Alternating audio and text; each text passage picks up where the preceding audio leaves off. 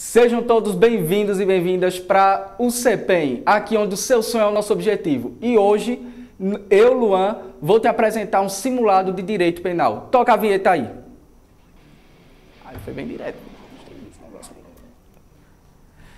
Vamos lá, galera.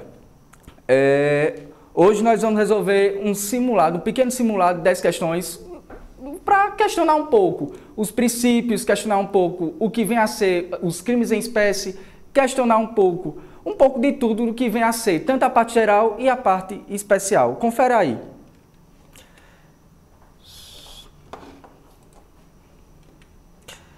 Primeira questão aí. O princípio da alteridade é violado em caso de, letra A, proibição de mulher transexual utilizar banheiro público feminino. Letra B, arbitramento de indenização por danos morais contra pessoa jurídica. Letra C, violação de correspondência alheia. Letra D, uso da força para coibir manifestação violenta. Galera, para você entender uma questão como essa, é preciso que você entenda primeiramente o que vem a ser o princípio da alteridade. E aí é que está. O princípio da alteridade é nada mais, nada menos do que uma forma do legislador mostrar para a gente que ninguém pode ser punido por causar mal apenas a si próprio. Ou seja, o direito penal ele só vai se manifestar quando a conduta prejudica outra pessoa a um bem jurídico. Se é um exemplo, me tatu, isso não caracteriza para mim, o Estado não vai olhar para mim e vai dizer, ó, isso aí é uma lesão grave, isso aí é uma lesão corporal, algo do tipo. Se eu, por exemplo, me suicido, isso o Estado não vai interferir. Até porque eu não estou ferindo o bem jurídico de outra pessoa. Que bem jurídico é esse, Luan? O bem jurídico que eu estou falando, na verdade, galera, é o bem jurídico da vida, o bem jurídico do patrimônio, o bem jurídico da administração pública, ou seja, todos aqueles bens que é tratado no nosso Código Penal. Confere aí.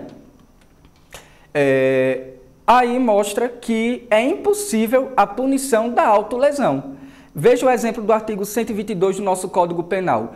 Induzir ou instigar alguém a suicidar-se ou a praticar automutilação ou prestar-lhe auxílio material para que o faça. Galera, ele está dizendo nada mais, nada menos do que se uma pessoa se suicida, se uma pessoa se automutila ou se ela se corta, algo do tipo, se autolesiona, isso o Estado não vai interferir. Até porque o cidadão está prejudicando a si mesmo, a pessoa está prejudicando a si mesma. Então, ele só vai se preocupar a partir do momento que eu vou até Rafael, por exemplo, induzo ele, instigo ele ou auxilio ele, dou meios, uma faca, uma tesoura ou algo do tipo, para ele se suicidar ou se autolesionar. Veja aí. Além disso, o artigo 28 da Lei 11.343 de 2006, que nada mais nada menos é do que a Lei de Drogas, diz que afasta a possibilidade da aplicação da pena privativa de liberdade ao crime de porte de drogas para consumo pessoal, uma vez que o crime tipificado tem a saúde pública como bem jurídico tutelado.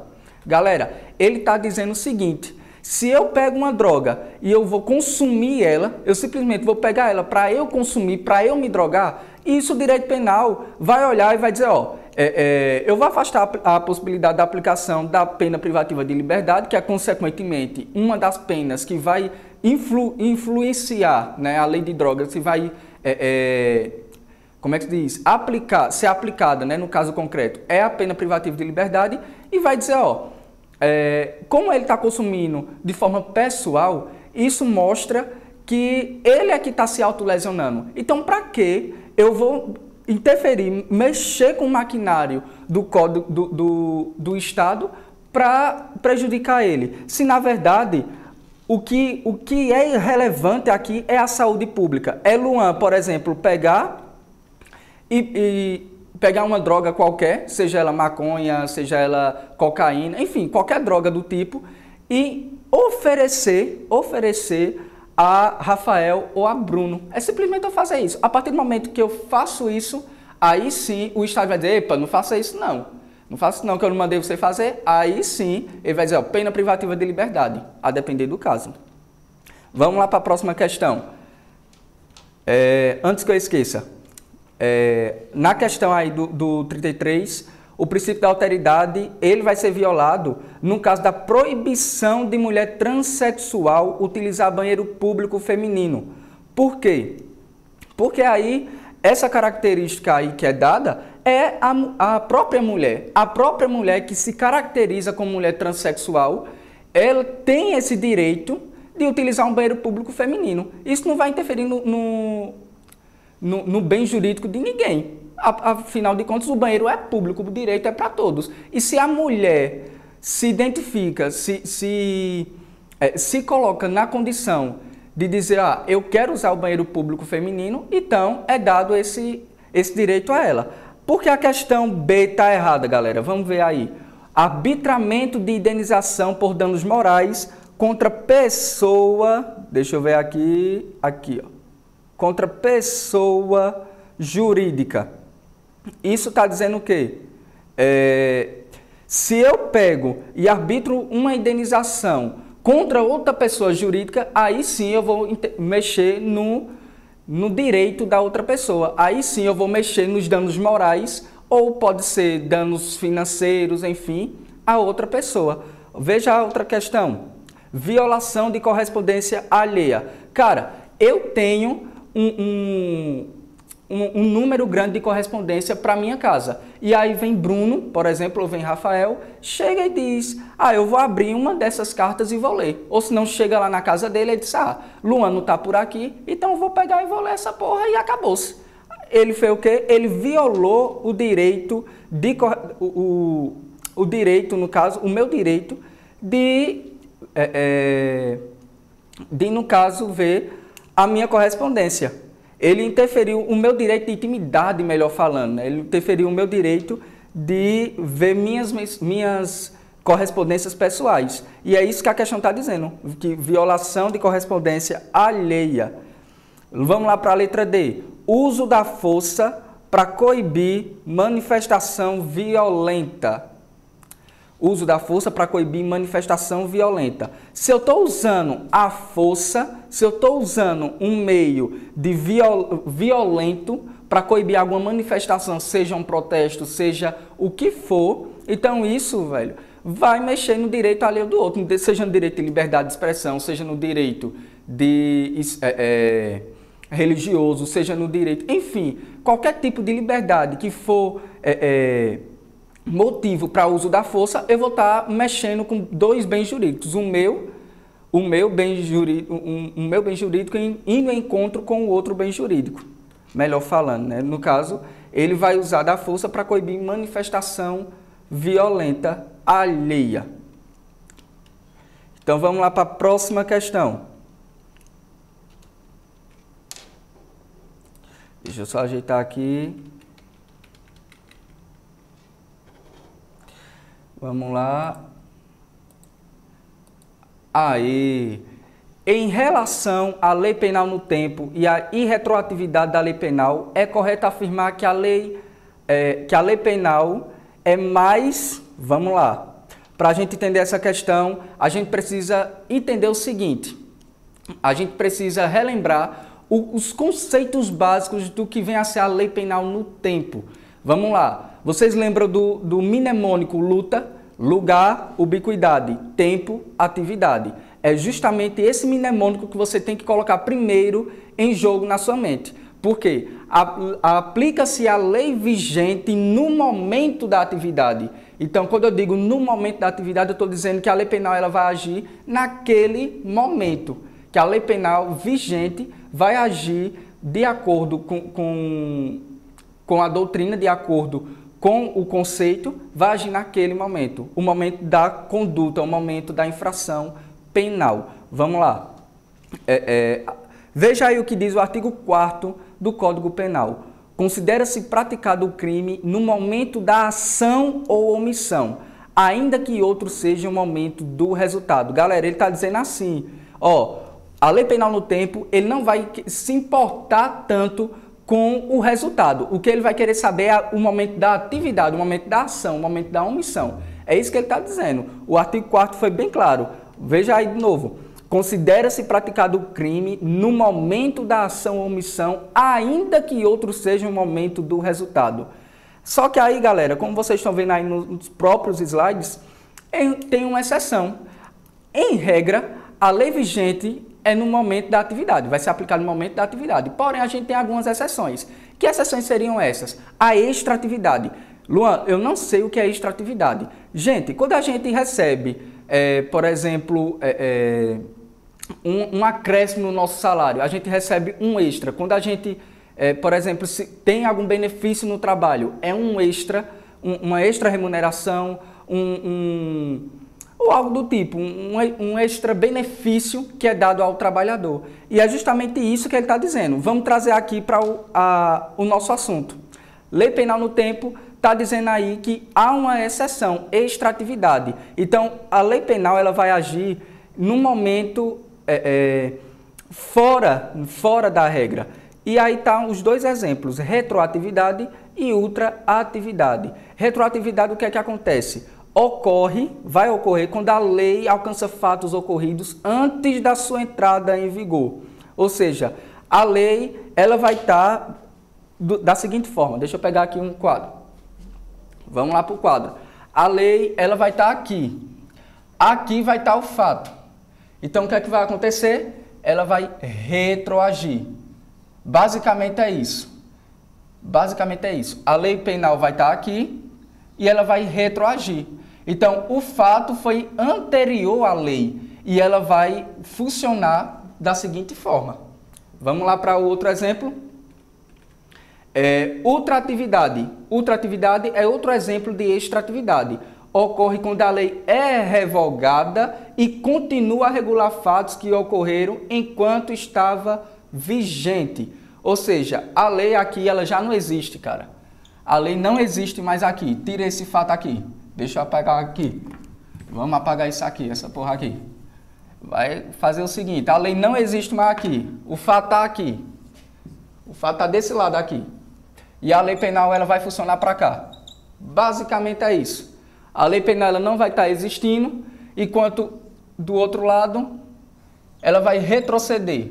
Ela retrocede, o outro ela avança. Basicamente é isso.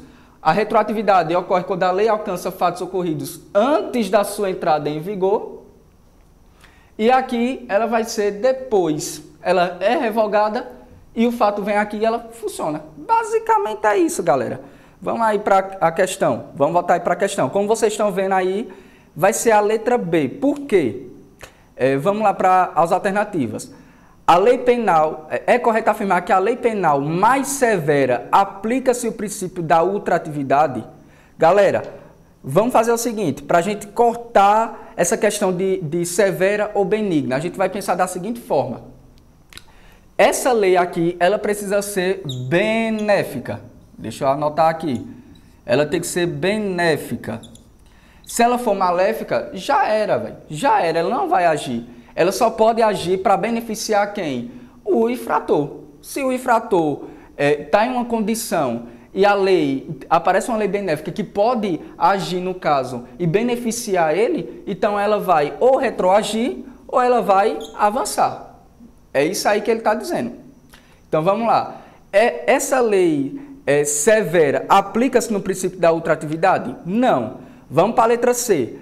A lei severa aplica-se ao princípio da retroatividade mitigada? Galera, retroatividade mitigada é outra subespécie da retroatividade, que basicamente vai mudar pouca coisa e que vocês geralmente se aprofundam muito nas aulas de carreiras policiais, né? Como é no caso de polícia penal, polícia civil, enfim, vocês se aprofundam muito na doutrina com relação a isso. Aqui a gente está tentando trazer mais objetividade, mas lá a retroatividade, basicamente, para responder essa questão, é só você colocar na mente isso aqui, basicamente isso aqui, que aí você tem capacidade sim de responder essa questão. Vamos lá. Letra D. A lei severa aplica-se ao princípio da extratividade? Galera, o que foi que a gente disse? A lei benigna, não é isso? Letra E, benigna, aplica-se ao princípio da não ultratividade. Basicamente, aí vocês já encontraram a questão. A alternativa correta é a lei benigna, que aplica-se ao princípio da extra-atividade. Vamos lá? Vamos para a próxima questão. Número 35. Com relação ao lugar do crime e territorialidade e extraterritorialidade da lei penal, galera, quando começa com esses assuntos de territorialidade e extraterritorialidade da lei penal, eu quero que vocês lembrem da lei penal no espaço. Vamos lá para a lei penal no espaço, entendeu? Aí, o que é preciso você ter na sua mente? É preciso que você tenha na sua mente, deixa eu só apagar aqui, que existem várias condições dessa lei penal, seja ela no âmbito da territorialidade como na extraterritorialidade. E o que é que acontece? Onde é que a gente viu que a lei penal, no tempo, ela vai funcionar no momento da atividade. Então, a lei penal no espaço é dizer onde é que ela vai aplicar. Se acontece um crime no exterior e é um brasileiro, a lei brasileira vai ser aplicada ou é a exterior? Acho que basicamente deu para vocês relembrar um pouco do que é essa territorialidade e essa extraterritorialidade. A extraterritorialidade, um outro exemplo, na condição de extensão. Então, se acontece de um navio brasileiro se atracar no estrangeiro, nesse meio tempo tem um crime, como é que vai ser julgado no caso concreto? Aí isso você se aprofunda mais lá na doutrina. Aqui a gente vai tentar se limitar um pouquinho para ser mais objetivo e menos cansativo para você, que eu sei que muitas vezes você está cansado, chegou do trabalho, muitas vezes está aí fatigado, com sono, e eu entendo muito isso porque eu estudo também estudo bastante para concurso, e sei o quanto é cansativo para você e o quanto é bom uma aula interativa, uma aula dinâmica como essa. Então vamos lá. Letra A. Nos crimes tentados, o lugar do crime será onde o agente pretendia que tivesse ocorrido a consumação do delito. Galera, essa questão vai estar errada. Por quê? Deixa eu mostrar o esqueminha lá para vocês. Primeiro, a gente precisa relembrar do mnemônico luta. Quando a gente vai para crime tentado, eu quero que vocês lembrem do artigo 6º, que aí vai tratar de uma forma bem simples do que é a lei penal no espaço. O que é que o artigo 6º vem dizer? Que considera-se praticado o crime no lugar em que ocorreu a ação ou omissão, no todo ou em parte. Quando ele no todo ou em parte, pode ser o crime consumado totalmente, deixa eu pegar só um negócio aqui, pode ser consumado,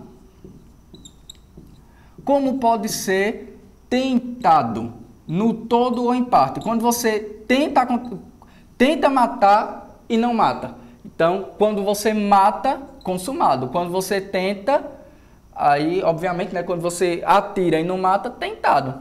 É isso aí que ele está dizendo. Bem como onde se produziu ou deveria produzir o resultado. Galera, é outro detalhe também que a lei penal no espaço vai trazer para a gente. Onde se produziu ou deveria produzir o resultado. E aí ele está mostrando que há uma amplitude desse tema de lei penal no espaço. Por quê?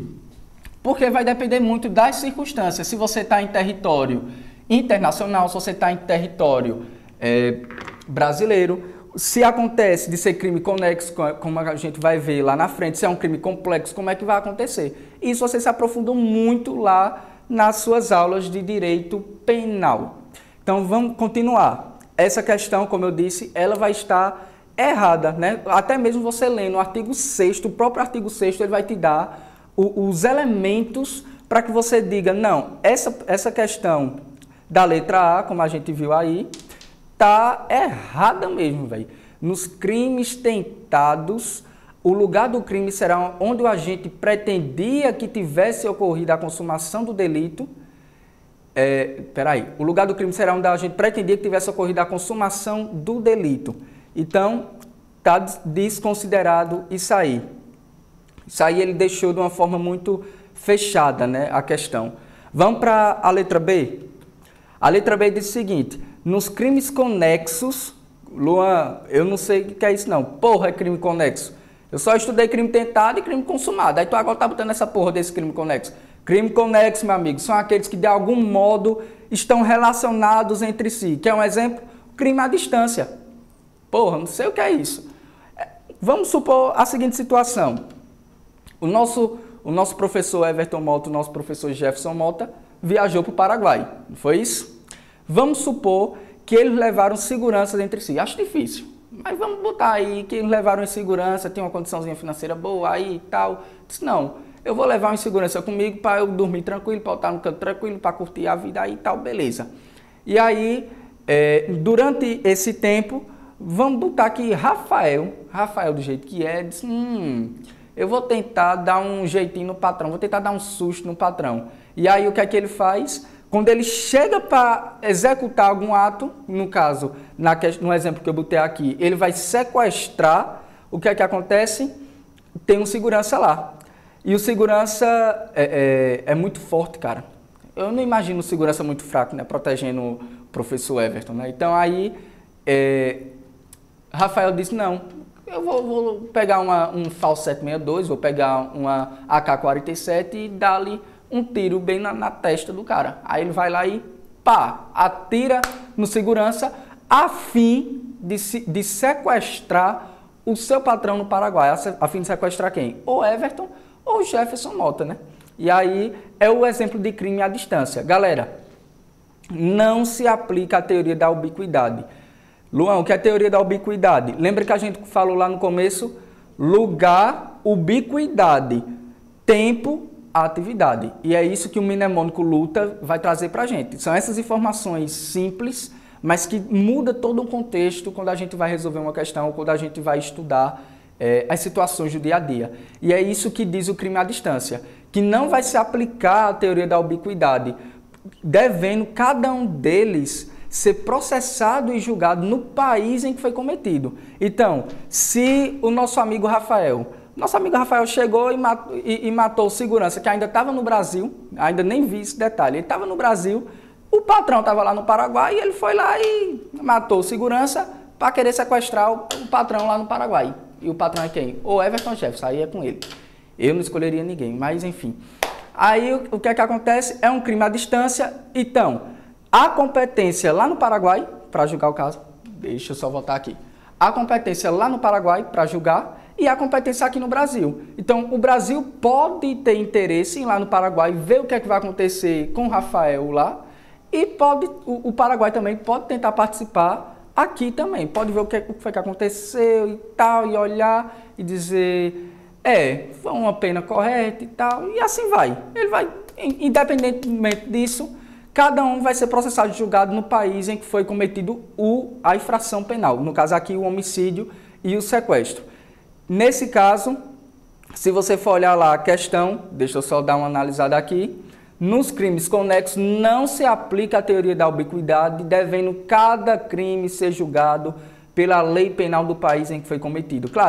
Cara, ele disse claramente o que a gente acabou de falar, pô.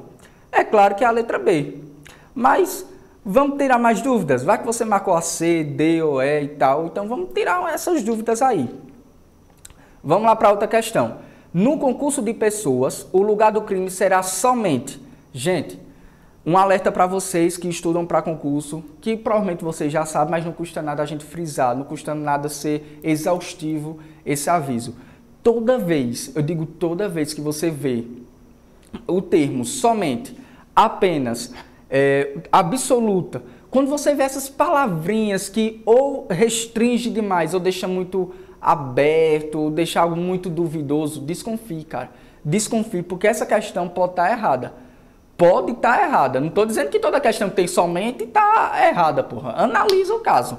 Analisa o caso, porque lá ele vai dizer. Lá ele vai mostrar os termos e tal, que às vezes a exceção é só uma. E ele pode dizer somente, o legislador inteligente, ele pode dizer só uma. E aí, o que é que vai acontecer? Você vai, se marcar, vai acabar, se esquecer de marcar ou não marcar, porque a Luan falou que só as alternativas que tem somente já está errada. Então eu vou olhar as outras. Porra, aí tu avacalha, né, velho? Vamos lá para ela. No concurso de pessoas, o lugar do crime será somente aquele que ocorrer os atos de participação ou coautoria, independentemente do local do resultado. Galera, é preciso a gente dar uma revisada o que é o concurso de pessoas. O concurso de pessoas vai ser um grupo, basicamente um grupo, que vai se juntar para cometer uns crimes, por assim dizer. Então, vamos lá. Sendo o concurso acontecendo no território brasileiro, a lei penal nacional é que vai ser aplicada. E ainda que o crime tenha sido integralmente executado no exterior. Porque aí, galera, vai ter um interesse do nosso país, em processar, em julgar, né? Então, a lei penal internacional, ela pode até dar a sentença dela, pode até dizer, eu quero isso, isso e isso, mas o Brasil, ele vai se aplicar também a lei penal nacional, tá? Então, vamos lá. A questão lá dizia o seguinte, deixa eu voltar aqui rapidinho. A questão lá dizia que no concurso de pessoas, o lugar do crime será somente aquele em que ocorrer os atos de participação com a autoria, independentemente do local do resultado. E aí a gente vê que a questão está errada, porque aí vai ter uma influência, sim, do local do resultado. A lei penal nacional, ela vai, em algumas situações, eu digo até em algumas situações, prevalecer no caso concreto. Vamos lá para o crime continuado, que é a próxima questão. Quando a gente analisa a próxima questão, diz: no crime continuado, somente será aplicada a lei nacional quando todos os fatos constitutivos tiverem sido praticados em território brasileiro por se tratar de delito unitário. Eita, frase bonita da Febon. Isso aí é uma frase bonita da Gota Serena. Mas, Luan, o que é um crime continuado? O crime continuado, como é essa questão do crime continuado? São vários atos que são colocados, melhor falando, é um ato que é contínuo, um crime que ele vai se consumindo no tempo, no espaço ali, né? Então, crime continuado é suficiente, melhor falando, que um único ato executório atinja o território nacional, ou então que o resultado atinja o território nacional no Brasil, para o Brasil agir. Então, vamos lá para a questão. No crime continuado, somente será aplicada a lei nacional quando todos os fatos constitutivos tiverem sido praticados em território brasileiro por se tratar de delito unitário.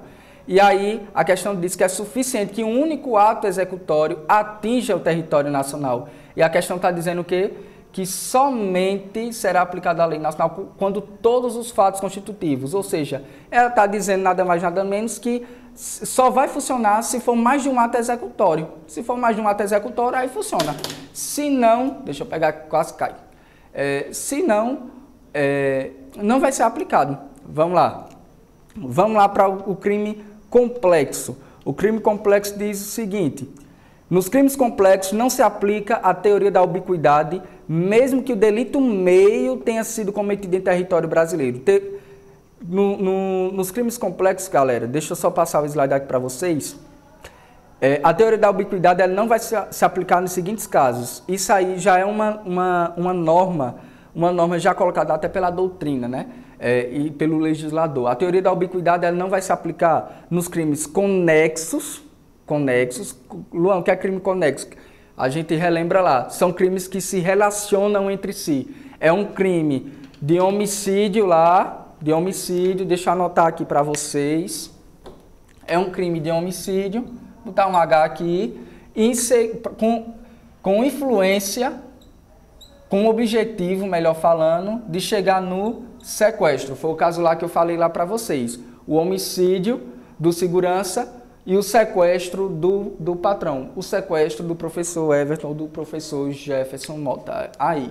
E aí o crime conexo é justamente isso.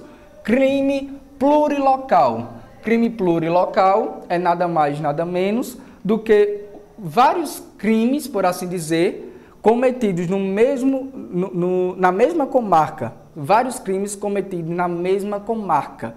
Então, aí está a diferença dos crimes conexos para os crimes plurilocais. São duas coisas totalmente diferentes, mas que se confundem entre si. Infrações penais de menor potencial ofensivo. E aí a gente vai ter até aquela influência do princípio da insignificância, lá de dizer, o direito penal só vai agir nessas ações, e aí, um exemplo, eu roubei um lápis desse aqui do CPEM, enquanto tem, na verdade, uma caixa, e assim vocês já têm uma noção do que é uma infração penal de menor potencial ofensivo, lá no princípio da insignificância. Crimes falimentares, que aí a gente vai trabalhar mais no direito empresarial, mas que basicamente é quando acontece um crime num período de falência da empresa, e atos infracionais. Vamos lá para a próxima questão. É causa de exclusão da culpabilidade. Letra A, o erro de tipo invencível. Letra B, o agir sob violenta emoção. Letra C, a embriaguez culposa. Letra D, o erro de proibição excusável. E letra E, a embriaguez pré-ordenada. Vamos lá. Galera, para você resolver essa questão de uma forma rápida, é preciso que você primeiro entenda o que é cada coisinha dessa. Cada coisinha dessa vai estar no Código Penal, vai estar na doutrina, e você precisa saber o que é para você achar a exclusão da culpabilidade. Então vamos lá, quando a gente fala de erro de tipo invencível, erro de tipo já está dizendo, isso não vai resolver no campo da culpabilidade, isso vai resolver na tipicidade da infração penal. Quando a gente vai lá na teoria do crime, a gente vai ter os campos, né, da tipicidade e da culpabilidade. E o erro de tipo invencível, o erro de tipo que você pode substituir por indesculpável, é resolvido lá no campo da tipicidade. Quando a gente vai para o agir sob violenta emoção, galera, eu quero que vocês entendam o seguinte. Nesse sentido, o agir sob violenta emoção, eu preciso que vocês lembrem o que como é que funciona a dosimetria da pena. Luan, não lembro o que é dosimetria da pena. Dosimetria da pena, galera, vai funcionar lá na teoria da pena do nosso Código Penal. É como o legislador colocou as condições para penalizar aquele infrator. E aí, como é que vai funcionar? O agir sob violenta emoção é um exemplo. A sequestra, A estupra C, que é filha de B. E aí acontece esse estupro e tal, e de repente D aparece para o pai, que é o B, e diz, velho, caramba, o cara estuprou e tal, minha filha, ou sua filha, não sei o que. Aí ele começa a conversar ali e tal, e o pai está debilitado. O pai naquela condição, sabendo que a filha foi estuprada, que ele não estava presente, que ele não pôde fazer nada, o pai está debilitado. Tem uma emoção, tem um sentimento ali. E de repente, o cara chega e diz, mas também eu achei certo, pô, eu achei certo. Bem feito para ela. Quem manda ela ser gostosa? Bem isso, pô. Quem manda ela andar de shortinho? Quem manda ela fazer isso? E isso enfurece o pai.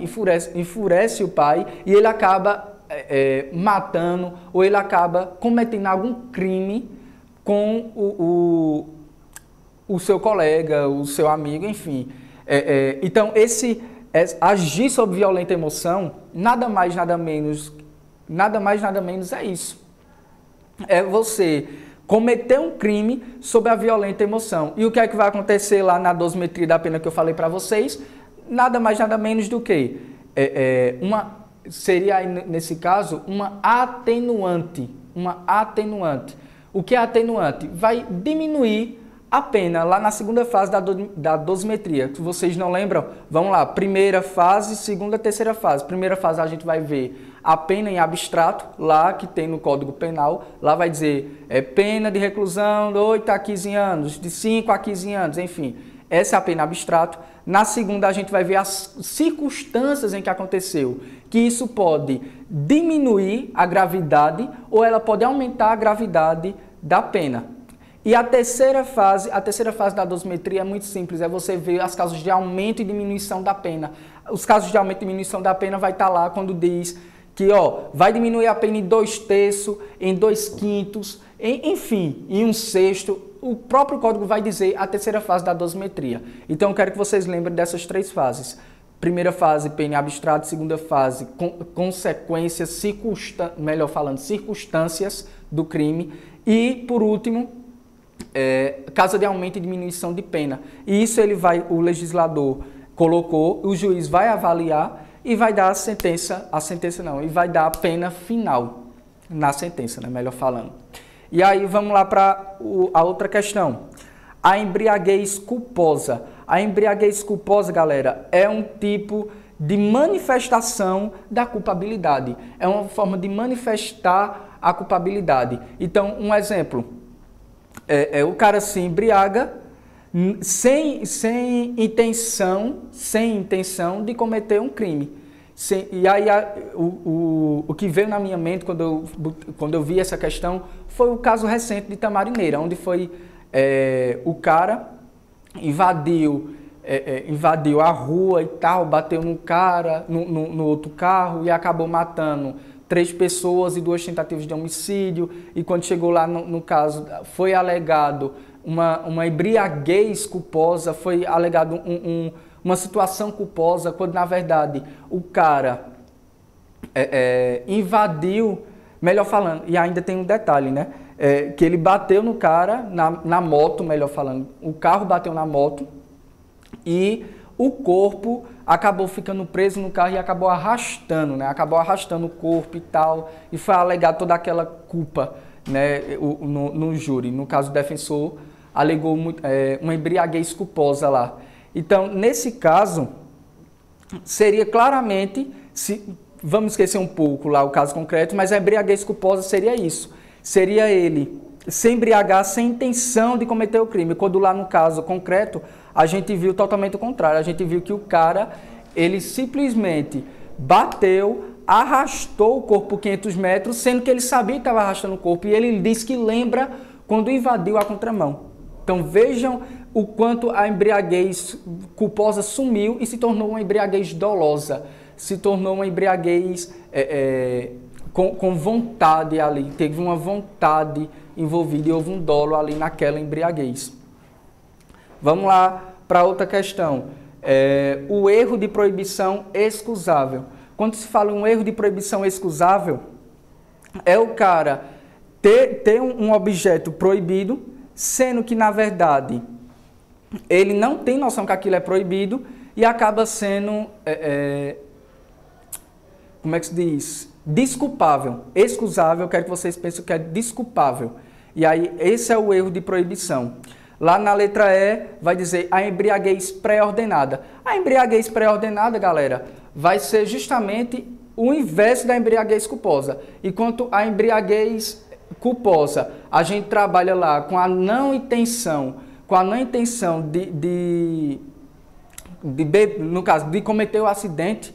Na embriaguez pré-ordenada, eu bebo para cometer o crime. Então, é aquele cara machão, né? Geralmente a gente vê muito isso na Lei Maria da Penha mesmo. O cara bebe todas, e em seguida vai um exemplo bater na mulher, vai um exemplo matar a mulher, enfim, vai acontecer o sanguinário. Não é isso aí, meu amigo Bruno? Meu amigo Bruno tá aqui, eu acho que é Bruno mesmo, porque eu não sei porra nenhuma, mas enfim, é isso aí. É a letra D, galera, a causa de exclusão da culpabilidade. E essa causa de exclusão, da culpabilidade vai ser vai estar exposto aí, nessa questão aí. Veja aí, excludente os elementos da culpabilidade, a gente vai ver a figura da imputabilidade, da potencial consciência da ilicitude e da exigibilidade de conduta diversa. Quando a gente vê lá imputabilidade, a gente vai ver a figura da doença mental, do desenvolvimento mental retardado, do desenvolvimento mental incompleto, da embriaguez acidental completa. Aí quando a gente vai lá para a potencial consciência da ilicitude, a gente vai ver o erro de proibição inevitável, e aí eu quero que vocês lembrem disso aí, o erro de proibição inevitável. E quando a gente vai ver lá a figura da exigibilidade de conduta diversa, a gente vai ver a coação moral irresistível, a gente vai ver a obediência hierárquica, a ordem não manifestamente ilegal. Então, no caso aí, a questão, só voltando aí para vocês, vai ser a letra D, o erro de proibição excusável. Vamos lá, vamos para a próxima questão. Em relação ao crime de peculato doloso, é correto afirmar que, letra A, admite participação culposa. Letra B, a punibilidade será extinta se o agente reparar o dano até o trânsito em julgado.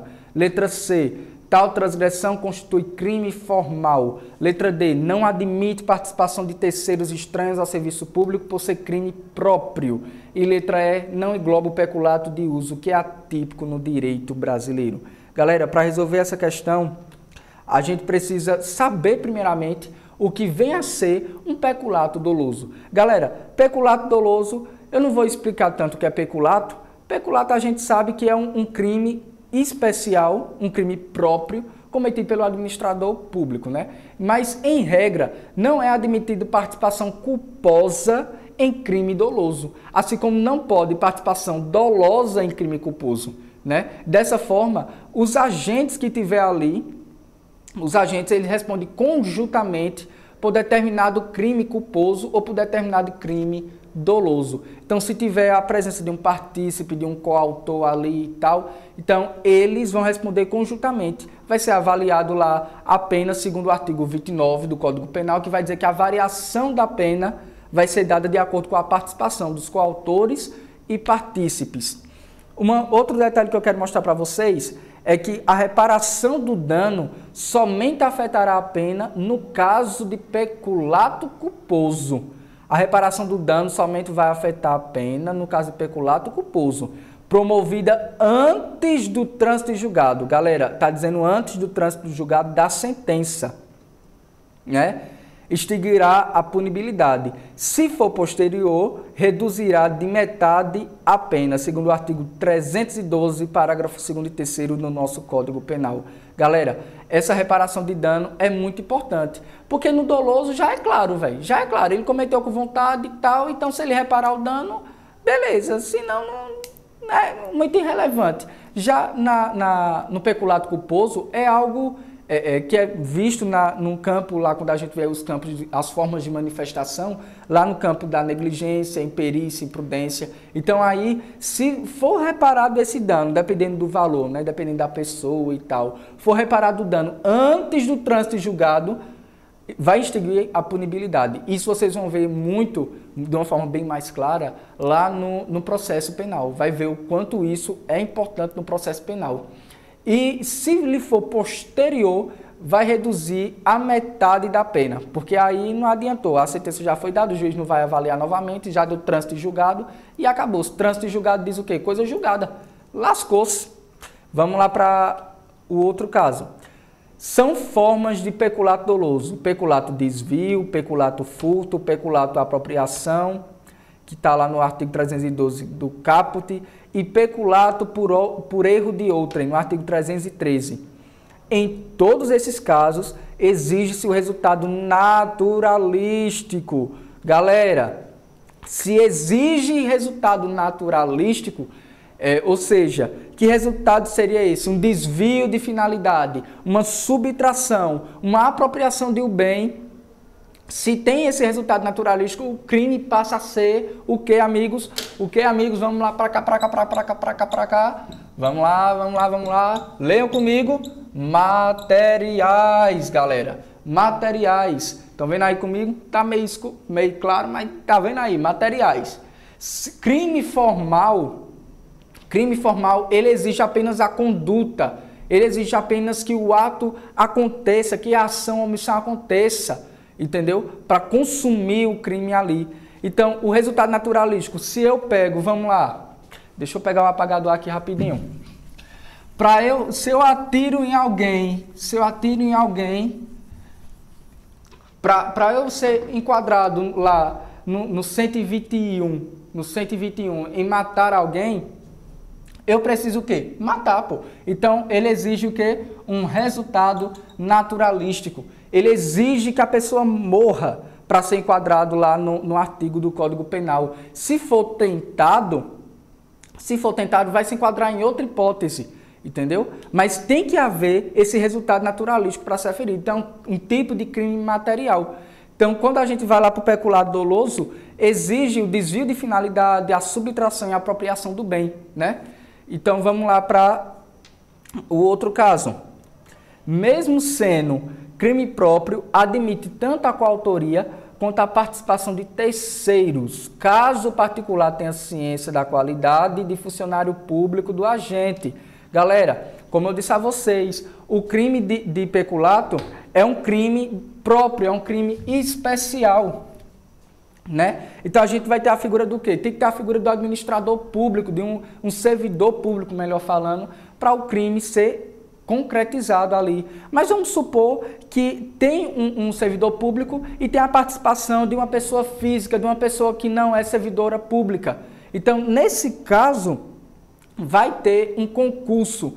Tendo esse concurso, vai admitir a coautoria, a participação desse terceiro, e tem um detalhe que agora veio na minha mente. Caso o particular tenha ciência da qualidade, então ele precisa ter o particular, isso vai ser muito subjetivo, é muito subjetivo no caso concreto, mas ele tem que saber que aquele cara é servidor público, que ele está praticando um crime e que esse crime pode ser o peculato, né, como pode ser outro crime aí. Ele precisa ter a ciência da qualidade de funcionário público do agente, isso está lá previsto no artigo 30 do nosso Código Penal. Vamos lá, prosseguindo aqui. O peculato de uso é fato atípico no direito brasileiro. Galera, só essa frase aí mata já a nossa questão, né? Vamos lá para a nossa questão. O que é que a questão diz? Não engloba o peculato de uso que é atípico no direito brasileiro, lá na letra E. Quer dizer que a gente acabou de matar a questão, né, amigos? Acabou de matar mais uma questão só com essa primeira frase. Mas vamos continuar lendo aí. Acompanha comigo. Assim, para a caracterização desse fato, deve-se preencher os seguintes requisitos. Infugibilidade do bem. Luan, o que é infugibilidade? O que é um bem infugível e o que é um bem fungível? Bem infugível é aquele bem insubstituível. Cara, eu tenho uma taça da Copa do Mundo de 2014. Eu nem sei se teve Copa em 2014, mas enfim. Foi uma porra de uma Copa que teve aí. Aí teve essa Copa aí do Mundo. E eu tenho essa taça. Essa taça pode ser substituída pela taça de 2020, pela taça de 2021? Não, pô, ela tem um valor simbólico, é de 2014, pô. E eu nem sei se teve Copa em 2014, mas enfim. Vamos lá, para a questão aí. Infugibilidade do bem. Quando se trata de fungibilidade, galera, e aí eu acabei esquecendo, é algo que pode ser substituível. Se eu tenho duas taças e uma quebra, a outra pode substituir e tal, enfim. Então é substituível essa porra. Vamos lá para a letra B. Intenção de uso desde o início da ação. Então aí não precisa muita explicação, né? Tem que haver a intenção, tem que ter o sentido de saber, né, aí, o uso desde o início da ação. Letra C. Devolução da coisa no estado em que se encontrava sem danos. Vamos lá. Tem que ter a devolução da coisa. O peculato de uso, galera, e isso eu acabei esquecendo, me perdoe, mas o peculato de uso é você pegar um bem, usar e depois devolver. É basicamente isso. O cara pega algum bem da administração pública, usa e depois ele devolve. É basicamente isso. Então, esse fato é atípico no direito brasileiro. No direito brasileiro, a gente só admite, de uma forma mais direta, de uma forma bem mais objetiva para você entender, o peculato culposo e o peculato doloso, e as suas respectivas características. E tem as variantes, né? Pode ter variantes aí no caso concreto, como a gente viu aí do peculato desvio, peculato furto, peculato apropriação, enfim. Só tem uma exceção, galera. E a exceção não é tão relevante para vocês que estão aí nas carreiras policiais e aí no mundo dos concursos, mas é muito importante você saber que a única exceção que tem do peculato de uso é a utilização do bem público por prefeito. E esse crime está previsto aí, é tipificado, né? Está previsto no artigo 1º, inciso 2, Decreto-Lei 201/67. Então, galera, é a única exceção que pode ser, dependendo, se você for para o Ministério Público, se tiver a possibilidade de ir para um delegado e tal, que eu sonho alto, galera. Tem que sonhar alto, não tem que ficar só num negócio lá embaixo, não. Se conseguiu como praça, tu consegue como oficial, tu consegue como sargento, tu voa, porra. Vai-te embora. Então, Se chegar lá o cara dizer, ó, tu sabe o que é peculato de uso, não sabe? Sei. É um fato atípico no direito brasileiro, né? Mas me diga uma coisa, se o prefeito utilizar um bem público, utilizar um bem aí, seja um carro, seja dinheiro, dinheiro não, seja carro, seja uma viatura, enfim, uma moto, é tipificado?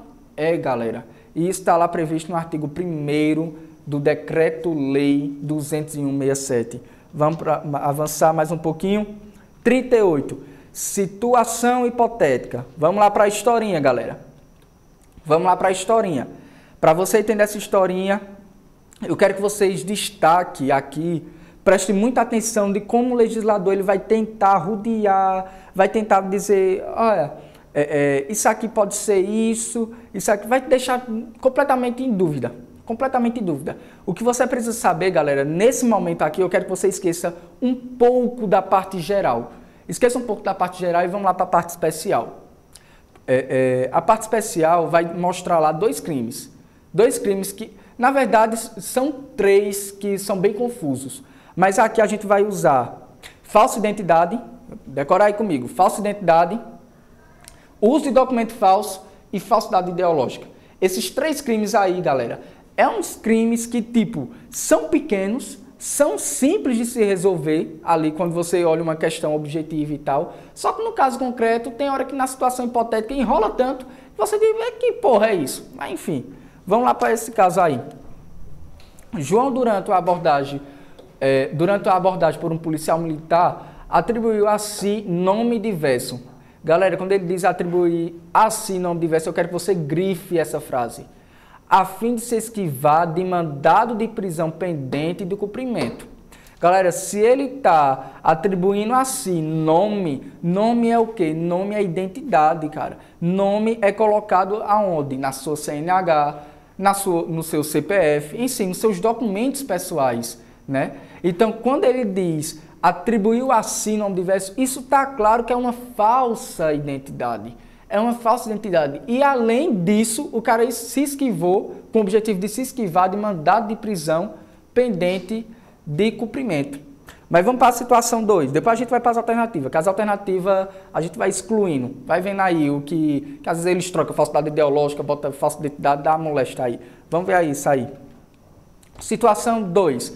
Caio, durante a abordagem blitz policial, apresentou documento de identidade falso. Galera, ele está dizendo o quê? Ele apresentou. O cara, quando apresenta, ele está fazendo o quê, porra? Ele está usando. Ele está usando essa porra. Quando ele só atribui, ele está o quê? Só botou um documento falso. Agora, quando ele diz, eu apresentei essa CNH, eu apresentei esse documento aqui e fez o que tinha que fazer lá no caso, né, na administração e tal, botou no nome não sei de quê, enfim. Apresentou o documento, está ciente, todo mundo está ciente aí, eu espero que você esteja ciente. Galera, isso aí é nada mais, nada menos do que o uso de documento falso, cara. Vamos lá para as alternativas aí, para vocês verem como ele vai enrolar o cara todinho aí, só nesse negócio. Caio praticou o crime de falsa identidade e João crime de falsidade ideológica. Porra, tu vai enrolar outro, cara. Vamos para a letra B. João praticou o crime de falsa identidade e Caio crime de uso de documento falso. Aí ele tocou no ponto certo, pô. Aí ele foi no ponto certo. Vamos para as outras. Apenas Caio praticou crime porque a conduta de João está coberta pelo direito de ampla defesa. Porra de ampla defesa, mano. Ampla defesa a gente vai ver lá na frente, lá no Código de Processo Penal, lá no outro lado. Mas aqui a gente quer ver a conduta, aqui a gente quer ver o sangue, pô. Aqui a gente quer ver a desgraça mesmo. Vamos para a letra D. Ambos praticaram o crime de falsa identidade. E por último, João praticou o crime de estelionato. Nada a ver também essa porra. Como vocês estão vendo aí, João praticou um crime de falsa identidade e Caio praticou o crime de uso de documento falso. Galera, primeiramente, eu quero agradecer mais uma vez. Eu sei que foi corrido, é muito corrido. Eu sei que é cansativo para vocês também, tá? Eu quero agradecer primeiramente aqui ao CPEM, eu quero agradecer primeiramente ao professor Everton e a todos que fazem parte da equipe por me dar essa oportunidade, né, por me dar esse incentivo. Galera, Eu estou estudando para o Ministério Público, estou estudando aí para uma gama de concursos, inclusive vou estar fazendo junto com vocês, talvez, né? Eu não sei que concurso você vai fazer, mas eu sei que um deles pode ser Polícia Penal. E eu estou nessa luta aí para estudar para a Polícia Penal também. Mas não se preocupe que eu vim aqui para estudar com você, para aprender com você. Se eu errei durante essa aula, algum detalhe, alguma coisa de ô Luan, tu avançou demais aí essa porra, eu não entendi isso aqui. Me procura, cara, me procura. Fala com o pessoal aí. Eu vou estar sempre à disposição de vocês para o que precisarem, tá? E fiquem com Deus, perseverem. É difícil, eu sei que é difícil. Eu passo por isso diariamente. Trabalho,